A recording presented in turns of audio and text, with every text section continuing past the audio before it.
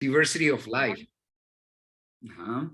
The diversity of life represented in having beehives, and Eli started talking about some other life with a lot of photographs. And it just turns out that you were also in the Santa Rita Mountains, where I first met Barbara in one of the trails. So the Santa Rita Mountains are one of our meeting points. But the other part of my story starts 50 miles south of the Santa Rita Mountains. So I want to share with you a presentation here, and let's see how this goes. Okay, I told you all who I am. As I said before, I work for the Sierra Club. I've been working at the Sierra Club for the last 4 years.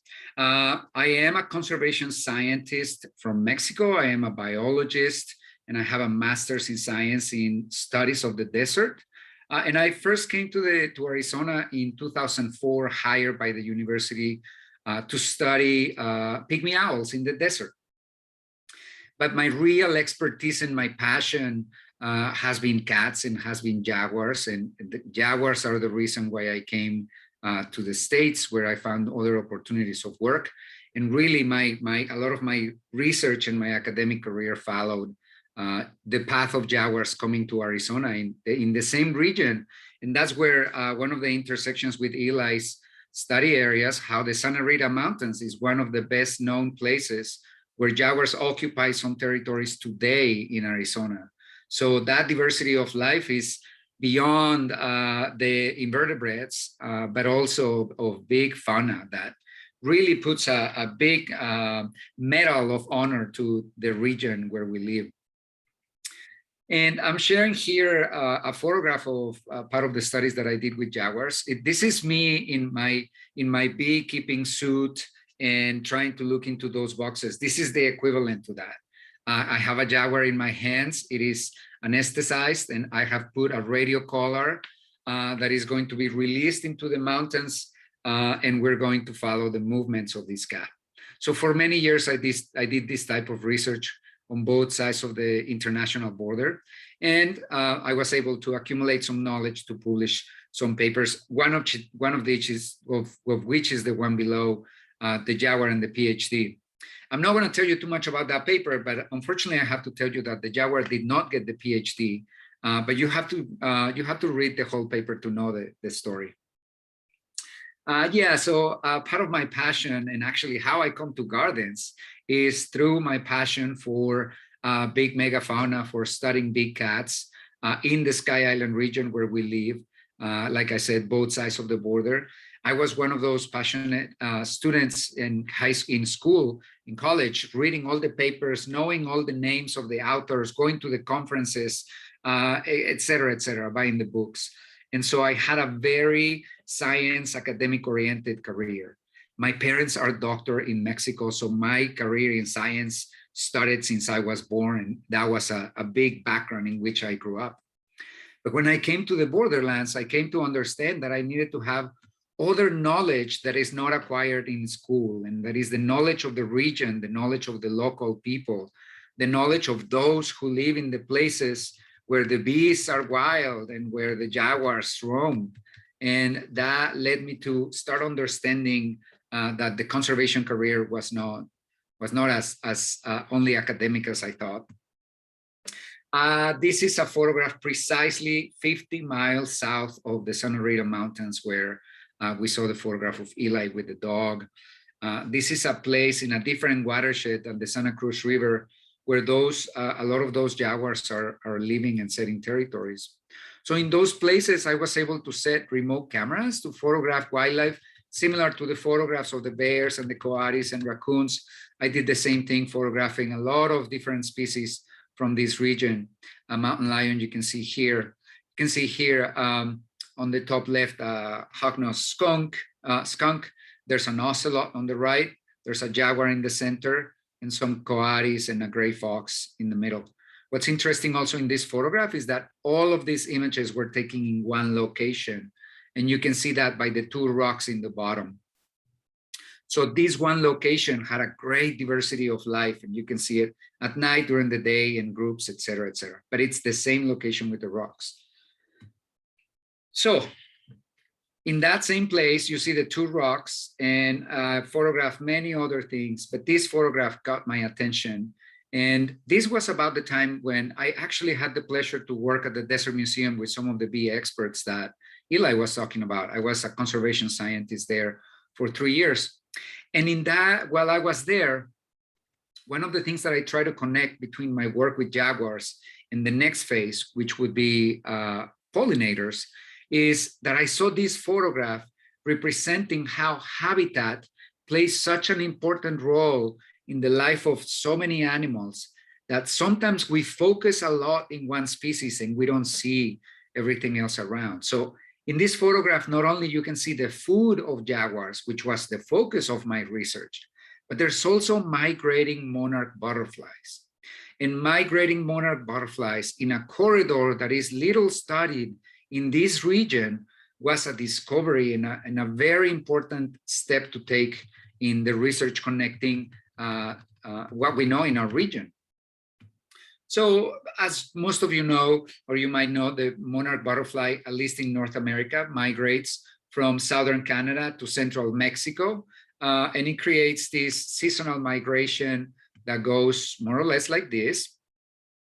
In the spring, they go south and into the, no, this is where they spend the spring. In the winter right now, and in the fall, they go south from their northern populations. And in the spring, they go back up through central Mexico, Texas, Oklahoma, the Midwest, all the way to southern Canada. And there's a few populations that crossed our region, but as this map shows, scientists did not have information about these monarchs that we found in Sonora. So we put together a team of biologists from different areas across the region on both sides of the border.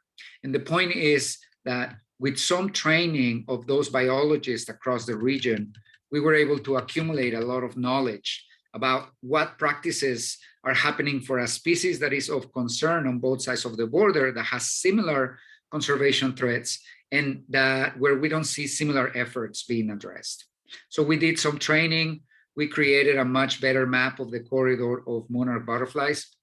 But we also learn, and this is part of the main point I want to make tonight, we also learn about the efforts that people in Mexico are doing to improve the habitat, not only for natural wildlife populations, but for human populations.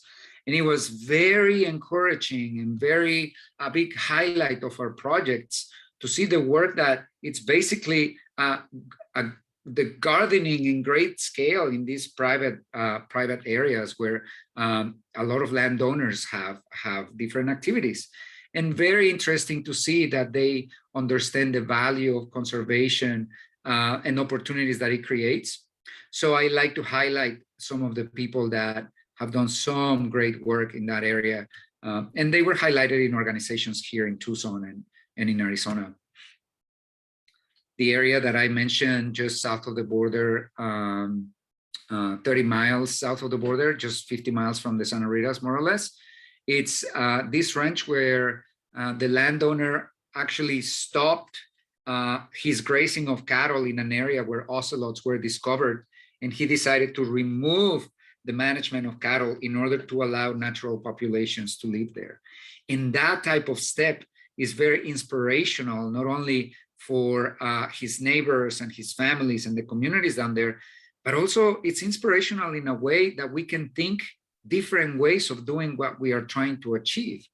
And that is how I came to the Desert Museum, thinking about really getting the attention of monarch butterflies and getting the tremendous support from foundations and organizations and governments working together to save the migratory phenomenon of monarch butterflies, to start really identifying different ways of also include other butterflies.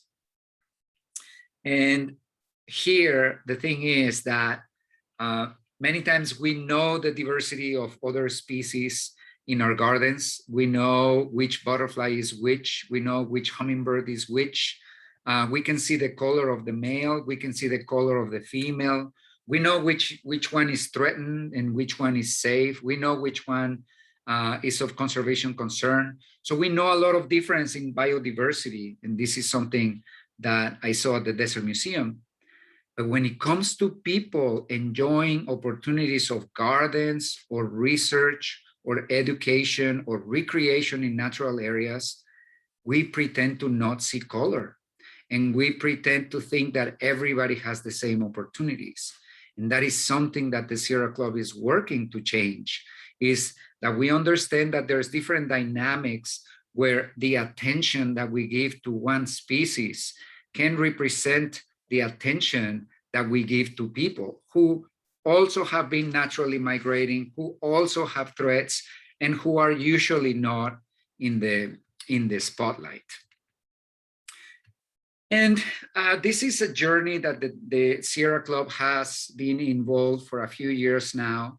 It is not the most popular or easy to understand and how it relates to a lot of our work. However, I can tell you as a scientist and as a person of color, as an immigrant to the United States, that the Sierra Club being an example of this type of movements makes me feel less alone in the conservation arena. I was alone at the Desert Museum. It was a very difficult way of not only being a scientist, but also being invisible in other ways. Again, the great biodiversity boasted in the plant and animal collection does not represent the diversity of people of the region and does not represent the diversity of knowledge of people in the region. And that was, for me, a loss that the Desert Museum and other institutions might be falling into. However, during that working with gardens, I saw the interest of people everywhere. These are photographs of garden events at Las Milpitas Community Farm in Las Milpitas de Cottonwood, a section of the Community Food Bank of Southern Arizona. And it has been a place of a lot of joy where I realized that by creating gardens, by creating diverse places for pollinators to enjoy, for monarch butterflies to use as rest stops, for hummingbirds to enjoy during their migration, we are also creating gardens for people. And this is something that it can be the byproduct of some of the work that we do, either in private or in public places, but that these places are also inviting habitat for people to be close to nature.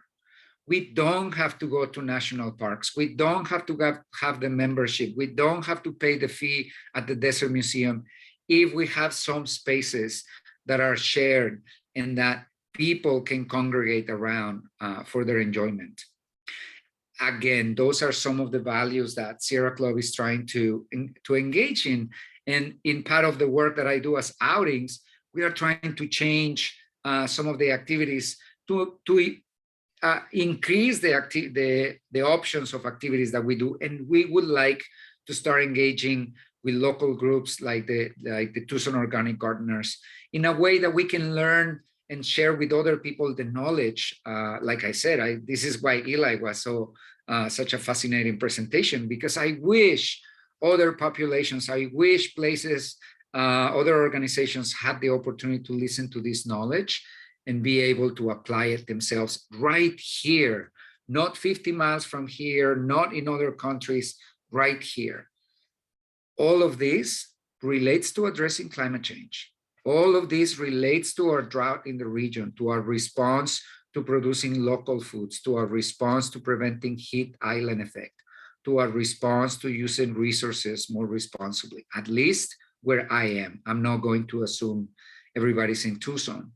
But these strategies allow us to still achieve community benefits for all. This type of exposure for people to nature and the opportunity that we create for others to enjoy nature in the way that they want to enjoy it.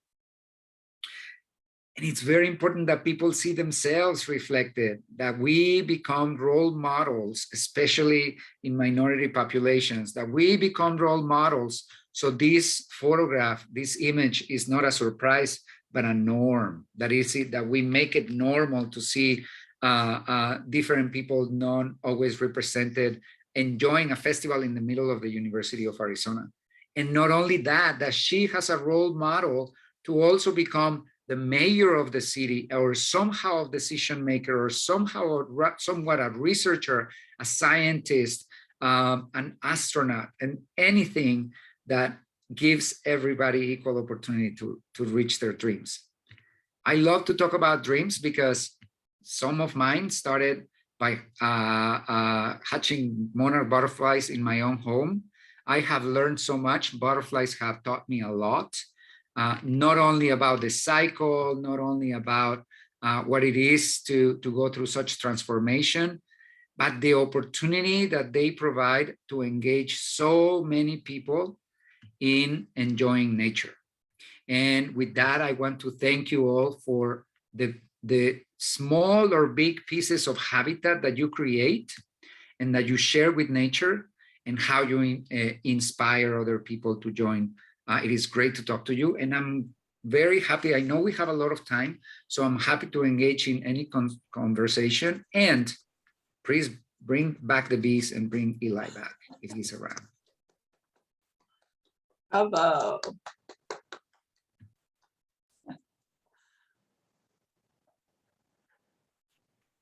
Questions, anyone? Just jump right in. Thank you so much, Sergio. That was fantastic. I have a question. The large green caterpillars that are wandering around our yards these days, and they seem to have very black blood inside if you accidentally step on them. What are these guys? You know, I've been wondering the same thing. Are they under they are under the mesquite trees, right? They are, yes. Yeah, and they have like silver lines. Yes. And if you look under your mesquite, the way to know that you have caterpillars is all the frass that you can find around, all the caterpillar poop, which, by the way, is great fertilizer. So if you can collect it somehow, imagine that. It's like goat or horse. I don't know what species it is, but it's a beautiful caterpillar. Yes. Unfortunately, thank you for telling me what color they are inside. I didn't know, so now I know. But hey, research, right?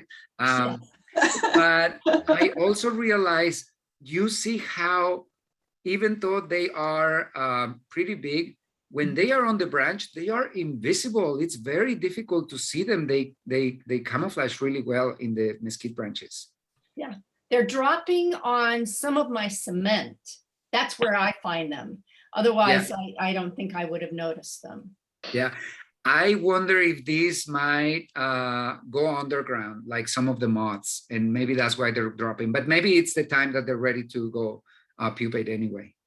Thank you for that question. Yeah. Morgan, did you have a question? Oh, no, I was just going to say that that was both wonderful presenters and enjoyed them very much. Thank you. Thank you so much. I'll take it. I'll take just a little bit of credit from Eli, but also know that one thing that's very important is that we can be great presenters, but if the opportunities don't exist for us to share a little bit of wherever this comes from, then our knowledge and our great presenting goes nowhere. So kudos to you for opening the door for other presentations. That's what I'm talking about with the outings, right? Like, we need to just twist it a little bit. And with that, you will open the door to something, twist the style that we do things, and you'll open the door to something that you maybe knew about, but had not experienced. That's why I kind of wanted to tell a story.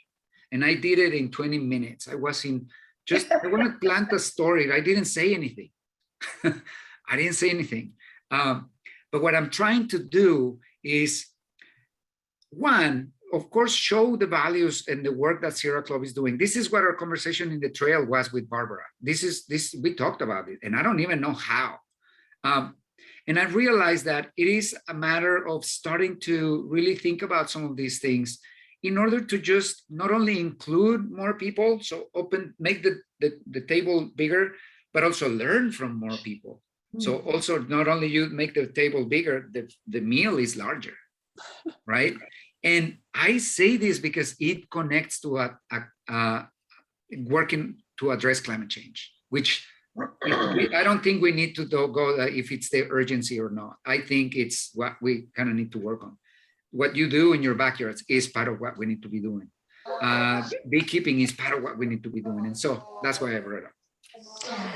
That's interesting you say that though, Sergio, because, you know, as a gardener, lots of times I sort of think of gardening as that's my little retreat and a personal retreat and very kind of private space. And I had never thought of that as being something that I could be doing for the community as well. It's really interesting to think about that.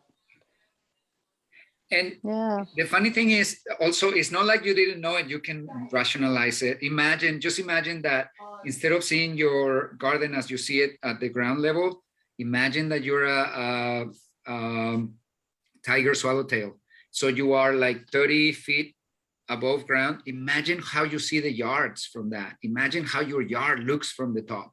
So it's for the non-human inhabitants of the region, right? It's for you're making it for everybody, but butterflies see it differently. And that's where I started thinking about my yard. I have a tortoise, and my tortoise is active between June to like today. He came back with the heat, but October is when they go into the burrow. So I don't see my tortoise for 8 months of the year. But his existence makes me water the place, keep the place, put plants, add food, add native grasses, add this, add that. And that has created habitat for like 5 different species of lizards in my yard and a bunch of birds just north of the university. I think that from the air, my yard looks amazing. And yeah, that's part of the contribution.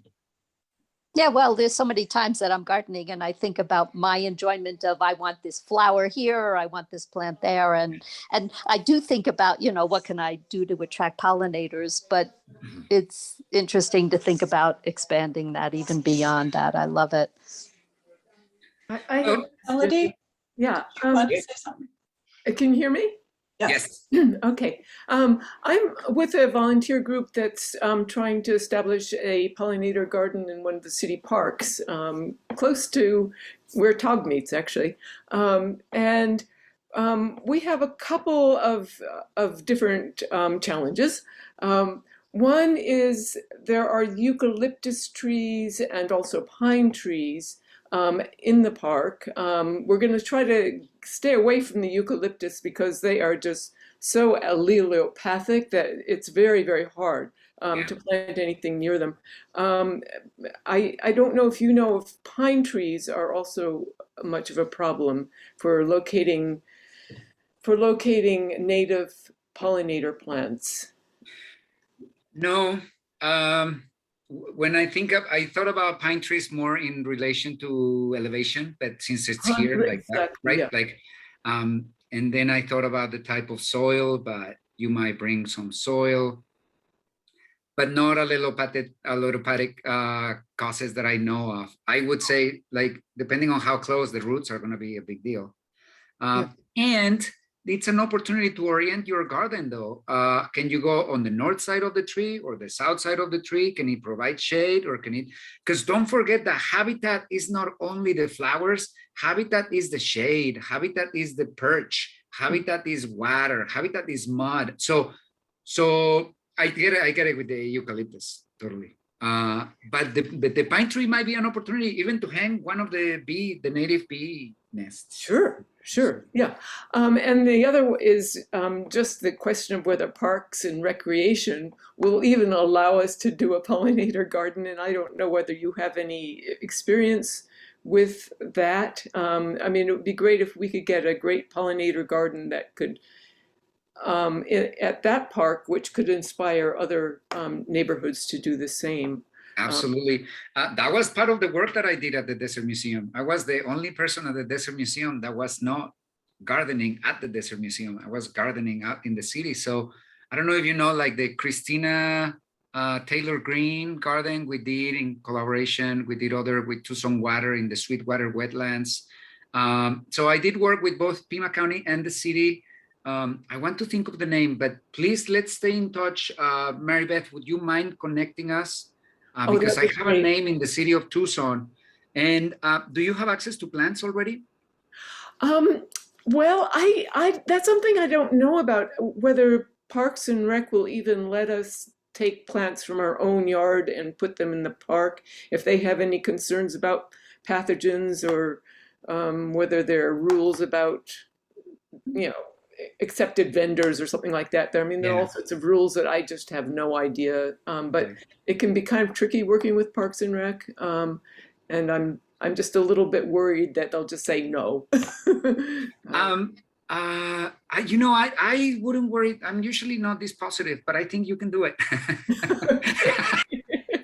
I'm not this hopeful, but this sounds good. No, it's just a matter of there might be a couple little things, like, for example, you are right. Maybe they won't take your plants personally from your yard. For whatever reason, it needs to come with a little tag of, a place, nursery. And that's one option. I also think that it's an opportunity because sometimes the city, I was part of the Commission on Climate, Energy, and Sustainability of the city of Tucson. And sometimes what the city needs is the little nudge, is that initiative that, again, we're breaking, instead of waiting for the government to do it, you go and kind of nudge a little bit, right? Mm-hmm. And when you go, have a vision that it's like 250% larger than what you want to do. And when they say no, then you go half, and you still have bigger than your vision. But also open to the fact that it might require a little bit of paperwork. It might require more phone calls than you wanted to do. Mm-hmm. And that, you have to go buy your plants from, I'm not gonna say, but desert survivors. Great. Yes. But good for you on that. The other part here, opportunity too, is there a wall where you can create a mural? Can you invite local artists? Is there an art installation that creates habitat for people? The other section of Habitat for People. Can you dedicate it? Is there a local movement there that you could dedicate to a historic neighborhood? Oh yeah, there's plenty of opportunity there. It's right by Himmel Park Library. It's just on the north side of that. So we're even thinking of trying to work with the library to put pollinator plant seeds in the library for people to take and try to really. I think there's a couple schools right across the street. I mean, there's tons and tons of opportunity. Yeah, go play with seed bombs. Everybody loves seed bombs. Yeah. I'll tell you another quick story. One of the learnings from that project with monarchs on both sides of the border was how here the availability, the production of native plants is there. There is nurseries to get it. In Mexico, you want to work on creating habitat, you have to produce the flower. People don't sell, nurseries don't sell native plants. So creating the same solution, the same strategy of creating gardens becomes a little bit of a barrier down there. But it's only taking a little bit more because now the projects, what they're doing, and my brother is doing one of these, is that he's collecting seed, he's creating seed banks, he's then making big banks, producing flowers with irrigation, and then getting a big pile of seed of all type of mix of native seed, and then sharing with other people. And so creating this bank. And sharing the technique also, sharing the way of doing it. But finding the same solution of creating gardens, we are lucky here. We have so many different places and knowledge.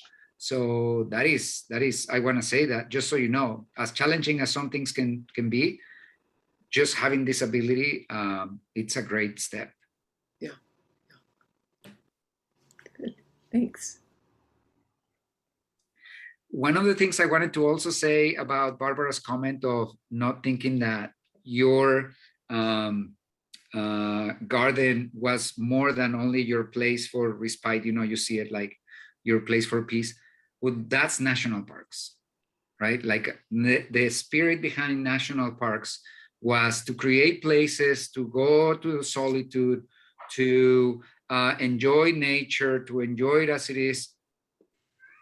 But we cannot forget that indigenous people were removed from those places to create national parks. That's the part of that history that we don't always know. I didn't go to college in the States. I had to learn it as I was going. I had to learn that there was something that didn't connect about these so-called public lands. There is something that doesn't connect about speaking about native cultures in the past tense, because they are still here. And part of it, as a conservationist, as somebody who advocates for the conservation of nature, it has been very revelatory and important to learn the history that in order to have the beautiful Yellowstone and Yosemite and the Grand Canyon, people were forcibly removed from those lands, and they lost their connection to culture, to language, to food, to ceremony, to medicine, right? As an example of other cultural groups, some of us can move in different places and we can find our own religion or connection to our culture in different places, even if we haven't been there. Because we might have some cultural connections through a date like Christmas or Semana Santa, or we might have a connection to a specific ceremony, like a sacrament, like a wedding, or all those things. But there are people whose culture is connected to place. So if you remove them from that place, they cannot go celebrate Christmas somewhere else. There's only one place to celebrate their ceremony. And so we cannot change history and not blame is put here, but opening the door for also a conversation to happen in which we start seeing that those beautiful gardens created for some people to enjoy nature also meant that barriers were created to prevent some people from enjoying nature. And in between, there was no recognition that those places were already beautiful because indigenous people were managing them. Because they were managing with agriculture, they were taking care of those gardens, they had hunting grounds, they knew about the water, they were managing fire, they knew about migratory species. So there is a lot of other knowledge, traditional ecological knowledge, that we could gain and benefit from by addressing that history. And with that, I think I gotta run. No. Thank you, thank you. The most important thing is people's openness to hear something that is not always comfortable. And I appreciate that. I appreciate that opportunity. This is something that is not only personal, but not for me, but for future generations. I want other people to have it a little easier, but also because I think that Sierra Club is doing the right thing. And that's where I'm feeling very comfortable. I feel that this is a conversation that is worth it, and that it can be had in the trail in Madera Canyon.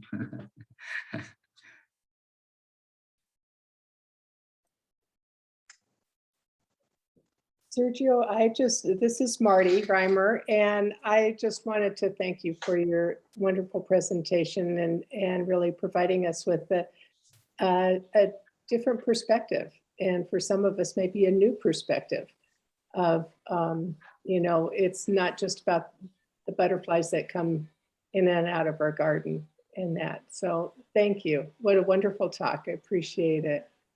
I appreciate the opportunity and the space. Thank you. Thank you. Thank you so much. And Eli, if you're still on, I think he is. I want to thank you for joining us this evening and staying on and that. What a delightful presentation you both provided us tonight. Really very thoughtful and thought-provoking. Appreciate that. Thank you. Yes, thank you so much. Lots to think about. Mm-hmm. Sergio, Yes. that was wonderful. I very much enjoyed it. How can people get involved with and support the Sierra Club? Well, we are a big, thank you for that question. Thank you for setting me up, brother. I loved your presentation. I want to ask Thank you you. a million questions about raising butterflies and raising jaguars for that Yeah, matter. exactly. But yeah, Um, yeah. How and I just go for the orange and black species, and jaguars and monarch butterflies work out really well. You know, one of the things I could go through the also very typical answer of please join the Sierra Club, look at your local chapter, connect with our programs, help us always keep the political pressure. We're also an activist advocacy organization. So if you sign out to email lists, you can learn about local problems and national problems. You can also learn through our membership to learn about more some of the connection of social justice and environmental justice. Examples we have all across the country, but we have one at the border right now, which is both an ecological and a social disaster with the border wall and the policies. You know, actually, I didn't say this in my talk, but the reason why I stopped researching jaguars was because the Border Patrol threatened my life so many times. Regardless of working for an organization, the Desert Museum, the university, like I really fear for my life, like racial profiling. It doesn't matter if I speak English or I have degrees or whatever. It was very sad to have to leave groundbreaking research that you dreamed to do as a kid because of what I look like. And that's why I put it back on you, like opening your door and being willing to listen. So thank you. So that was the typical answer about follow the Sierra Club, go to social media, like our posts, blah, blah, blah. No, actually, I'll tell you another one. Get involved in local organizations that are community-based. Go take a look at the community gardens at the community food bank. And the food bank doesn't even know that I'm mentioning their name, so I'm not sponsored. Because their mission, we can see beautiful gardens there, or we can see beautiful gardens at the Desert Museum, but they don't serve the same purpose. And there is a $15 barrier in between. So we need to focus on places where local people are being helped and start supporting those efforts. I love Mission Garden, but I think Mission Garden already serves a population. We need to develop other little mission gardens in other areas of town. And honestly, the south side of the city needs more attention. But get engaged with the city of Tucson in the surveys about transportation. Talk to your guard offices and ask them to deliver these type of principles or actions to address climate change. Bring up your ideas. There's a bunch of things. It is, you know what? It is political work. It is political work. It's like our survival is political work. Thank you. Hear, hear.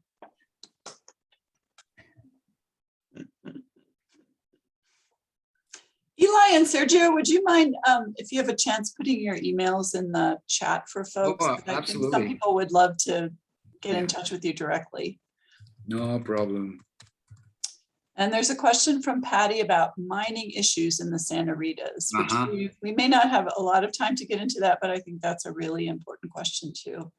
So Thanks, here's my email. What about mining issues in the Santa Ritas? Well, so let me tell you what about mining issues in the United States.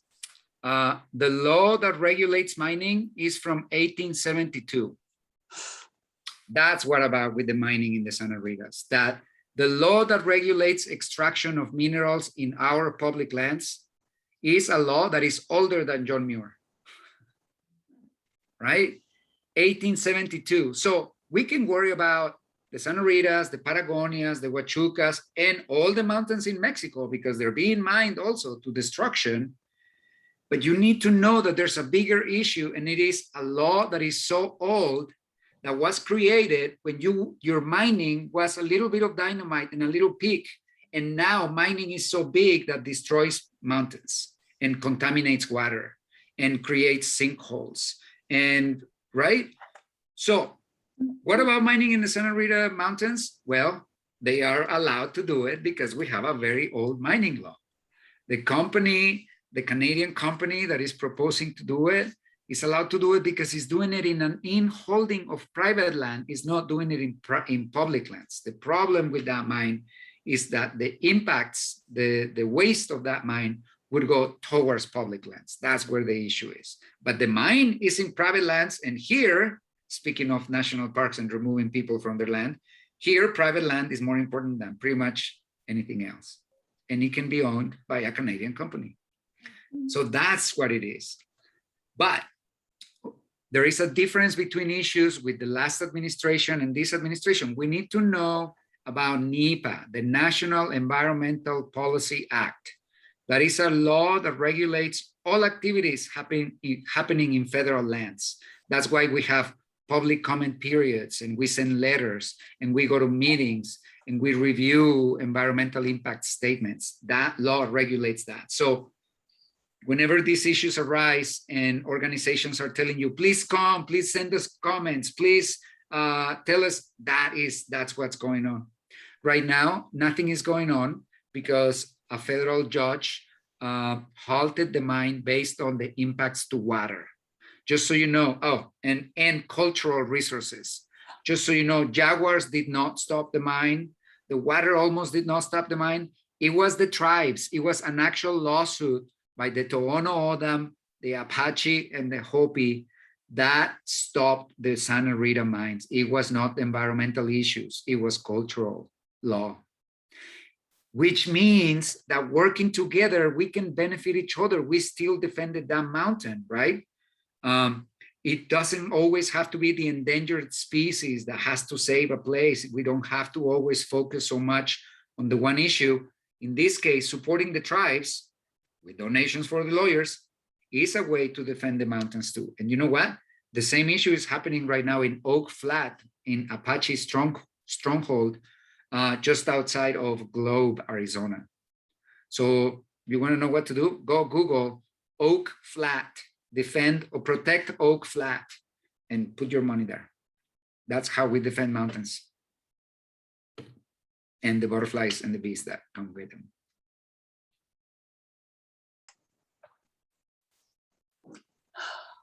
I know. Yeah. I know it's not easy to live with this here. Yeah. That seems like a good place to end, but it also seems like there's so much to talk about, so much more we can talk about. So I think we probably do need to close the meeting pretty quickly here, but I'm so grateful for this. And I want to thank Barbara for being the catalyst that brought everyone here tonight, and thank both of you for presenting. And sorry, Marty, you should be doing this. I'm sorry, I'm just jumping in front of you. But please. You are doing a fabulous job. Yeah. Keep going. Good for you all. Also, I acknowledge that it's a female-led group, and I congratulate you for that. It has to be said, right? Like, we have to break norms. Yes. So keep pushing and make it visible, and make sure that people know what it means to do it and the word that comes behind it. So Yes. That's how we support each other. So I celebrate you. Thank you for the invitation. It's been a pleasure. Thank you. What a great evening. Appreciate having you both join us. And again, Barbara, thank you for introducing us to Sergio and Eli. This is really very enlightening, very enlightening. It's just not about planting in the dirt. It goes much bigger than that. So thank you. Thank you. Well, I think we'll call it a night. Really appreciate everybody joining us this evening, and